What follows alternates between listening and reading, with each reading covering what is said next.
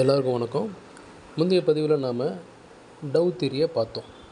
Tau theory அப்படிங்கிறது ஒரு ஸ்டாக்கோ இல்லை இண்டெக்ஸோ என்ன மாதிரியான ட்ரெண்டில் இருக்குது அப்படின்னு தெரிஞ்சுக்கிறதுக்கு, அதாவது அப் ட்ரெண்டா, டவுன் ட்ரெண்டா, இல்லை சைட்வேஸா அப்படின்னு அந்த ட்ரெண்டை தெரிஞ்சுட்டு நம்ம அப்ளை பண்ணுவோம். ஆனால் அந்த ஸ்டாக்கோ இல்லை இண்டெக்ஸோ எது வரைக்கும் போகும் அப்படிங்கிறது நமக்கு தெரியாது. அது அப் சைட்லேயே இருக்கலாம், டவுன் சைட்லேயே இருக்கலாம். ஸோ இது அப் சைடு அப்படிங்கிறது எதை இண்டிகேட் பண்ணுன்னா ரெசிஸ்டன்ஸ் அப்படிங்கிறது. அதே மாதிரி டவுன் சைடு அப்படிங்கிறது வந்து சப்போர்ட். அதாவது ஒரு ஸ்டாக் இறங்கிட்டே வரும், ஒரு பாயிண்டில் வந்து திரும்ப அங்கேருந்து மேலே வரும், அதுதான் சப்போர்ட். அதே மாதிரி ஒரு ஸ்டாக்கு ஏறிட்டே இருக்கும், ஒரு பாயிண்டில் அங்கேருந்து திரும்ப இறங்கும், அந்த பாயிண்ட் பேர் ரெசிஸ்டன்ஸ். இது நமக்கு எப்படி தெரிஞ்சிக்க முடியும்? ரெசிஸ்டன்ஸும் சப்போர்ட்டும் நம்ம எப்படி தெரிஞ்சுக்கிறது அப்படின்னா, அதுக்கு வந்து அடிப்படையில் ஒரு ஃபார்முலா இருக்குது, பிவோட் பாயிண்ட்ஸ் அப்படின்னு சொல்லுவாங்க. இது வந்து கிளாசிக்கல் பிவோட் பாயிண்ட் ஃபார்முலான்னு அடிப்படையாக இருக்குது.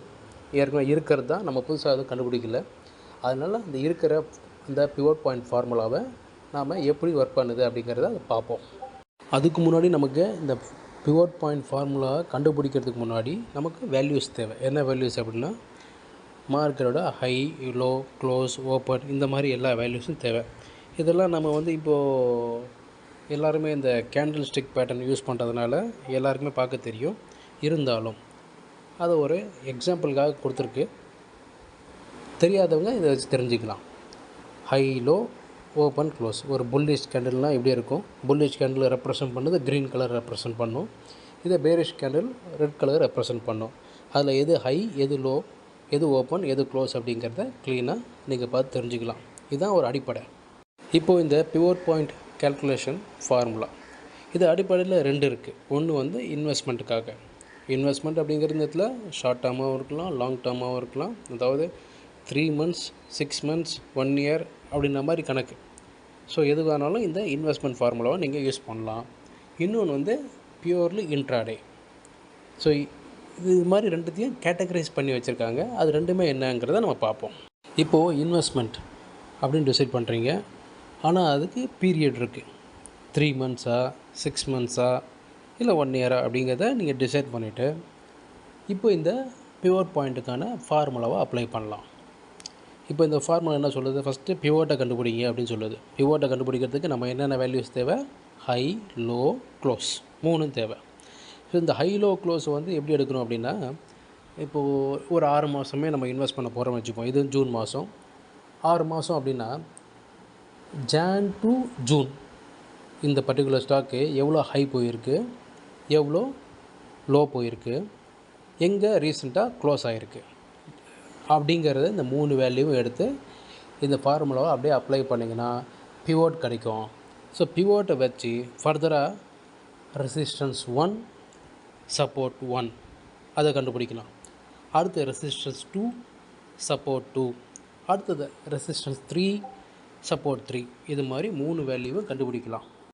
முதல்ல சொல்லும்போது ஒரு ஸ்டாக் வந்து ஒரு குறிப்பிட்ட இடத்துலேருந்து, ஒரு குறிப்பிட்ட பாயிண்ட்லேருந்து மேலே போகுது, மேலே போயிட்டு ஒரு பாயிண்டில் அங்கேருந்து திரும்புது அப்படின்னா அந்த பாயிண்ட் பேர் வந்து ரெசிஸ்டன்ஸ். அதே மாதிரி இன்னொரு பாயிண்ட்லேருந்து கீழே வந்துகிட்டே இருக்குது, ஒரு பாயிண்டில் திரும்புது, அது பேர் சப்போர்ட். அதாவது ரெசிஸ்டன்ஸ், சப்போர்ட் அப்படி தான் சொல்லியிருந்தோம். ஆனால் இந்த ஃபார்முலாவில் ரெசிஸ்டன்ஸ்னு 3 காட்டுது, R1, R2, R3. அதே மாதிரி சப்போர்ட்டுன்னு 3 காட்டுது, S1, S2, S3ன்னு. அப்போது இதை நம்ம எப்படி புரிஞ்சுக்கிறது? இது நம்ம ஒரு சிம்பிளாக ஒரு எக்ஸாம்பிள் மூலிமா புரிஞ்சுக்கலாம். நாம் வந்து ஒரு வெஜிடபிள் மார்க்கெட் போகிறோம், அங்கே தக்காளியோ வெங்காயம் ஏதோ ஒரு பொருள் வாங்குகிறோம். அந்த பொருள் வந்து சாதாரண நாளாக இருக்கும்போது அதோடய விலை எப்படி வேரி ஆகும் அப்படின்னா, ஒருத்தர் வந்து அதை வந்து சும்மா ஒரு உதாரணத்துக்கு சொல்கிறேன், 10 ரூபா, கிலோ 10 ரூபாங்க அப்படின்னு சொல்லுவார். இன்னொருத்தர்கிட்ட போனீங்கன்னா அவர் என்ன சொல்லுவார்? கிலோ 12 ரூபாங்க அப்படின்வார்.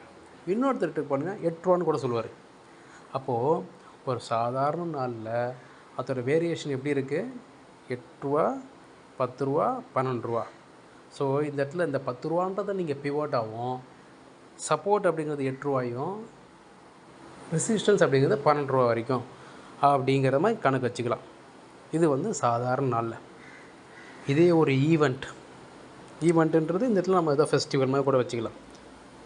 அப்படி இருக்கும்போது ஆத்திர வேலை எப்படி இருக்கும் வேரியேஷனு, இந்த 12 ரூபாயே உங்களுக்கு பிவோட்டாக கூட மாறலாம், இல்லை 15 கீழே அதிக கம்மியான விலை வந்து 12 ரூபான்னு வரலாம், அதிகபட்ச விலை 18 ரூபான்னு கூட போகலாம். அதுக்குன்னு அவங்க 500 ரூபாய் விற்க போகிறது கிடையாது. ஸோ இந்த மாதிரி தான் இருக்கும். அதாவது இந்த 12 ரூபா தான் இன்றைக்கி லோ, சென்டர் பாயிண்ட் பிவோட் அப்படிங்கிறது 15, அதிகபட்ச விலை 18, இப்படி கணக்கு வச்சுக்கலாம். இது வந்து ஒரு ஃபெஸ்டிவல், அதாவது ஒரு ஈவெண்ட். இதுவே ஒரு நியூஸை பேஸ் பண்ணியிருக்கு அப்படின்னா, நியூஸ் திடீர்னு தக்காளி நல்லா விளைஞ்சிது, ஆனால் வந்த வெள்ளத்தில் ஃப்ளட்டு வருது இல்லையா, மழை பெய்யுது, ஃப்ளட்டு வருது, அதில் வந்து அழுகி போச்சு அப்படின்னா டிமாண்டு ஜாஸ்தி ஆகிடும் அந்த இடத்துல. அப்போது அடிப்படையாக இருக்கக்கூடிய விலையே வந்து 18 ரூபா இருக்கும். அது வந்து பிவோட்டு அப்படிங்கிறது 20 ரூபா இருக்கலாம், அதுக்கு மேலே ரெசிஸ்டன்ஸ் வந்து 22 ரூபா வரைக்கும் போகலாம். ஸோ இது வந்து நியூஸை பேஸ் பண்ணி மாறக்கூடிய விலைகளாகவும் இருக்கலாம். அதனால் நியூஸ், ஈவெண்ட், அதுக்கப்புறம் ஆர்டினரி டே, சாதாரண நாள், இந்த மாதிரி வந்து இதை பிரிச்சுக்கணும். அப்படி பிரிக்கும்போது தான் உங்களுக்கு இது எப்படி அப்படிங்கிறது புரியும். அதாவது ஆர்டினரி டேயில் எப்படி இருக்கும் ஒரு ஸ்டாக்கு, R1 to S1 சென்டரில் பிவோட்டு, இந்த பிவோட் பாயிண்ட் சென்டரில் இருக்கும், R1 S1, அவ்வளோதான். இதுவே ஒரு ஈவெண்ட் அப்படின்னா அது R2 வரைக்கும் போகலாம், அதே மாதிரி S2 வரைக்கும் கூட வரலாம். அதே மாதிரி ஒரு நியூஸ் அப்படின்னா அது S3 வரைக்கும் கூட வரலாம், R3 வரைக்கும் கூட போகலாம். இது வந்து டிபெண்ட்ஸ் அப்பான் தி நியூஸு, அது நெகட்டிவாக பாசிட்டிவாக அப்படிங்கிறத பேஸ் பண்ணது. இப்போது இதில் வந்து டார்கெட்ஸை எப்படி ஃபிக்ஸ் பண்ணுறது, எப்போ என்ட்ரி எடுக்கிறது அப்படிங்கிறத நம்ம அடுத்து வரக்கூடிய பதிவில் பார்ப்போம். நன்றி, வணக்கம்.